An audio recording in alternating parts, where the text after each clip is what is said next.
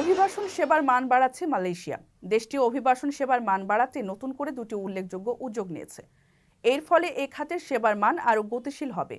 সোমবার দেশটির সংবাদ মাধ্যম মালয়েশিয়া মেইলের এক প্রতিবেদনে এ তথ্য জানানো হয়েছে। প্রতিবেদনে বলা হয়েছে, অভিবাসন সেবা ও দক্ষতা উন্নয়নে দুটি পদক্ষেপ নিয়েছে মালয়েশিয়া।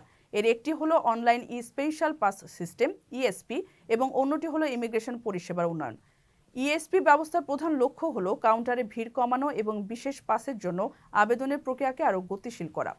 দেশটিতে বর্তমানে 30 দিন পর্যন্ত অস্থায়ী অনুমতি চালু রয়েছে। এগুলো ম্যানুয়ালি প্রক্রিয়াকরণ করে তারা।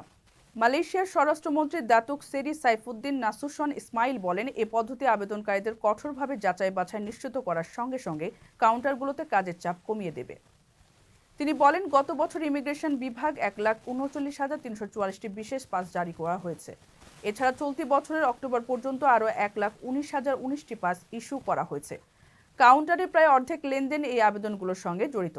বর্তমানে চালু থাকা পদ্ধতিতে সেবা গ্রহীতাদের বিলম্ব হয় এবং অতিরিক্ত ভিড়ের সৃষ্টি হয়।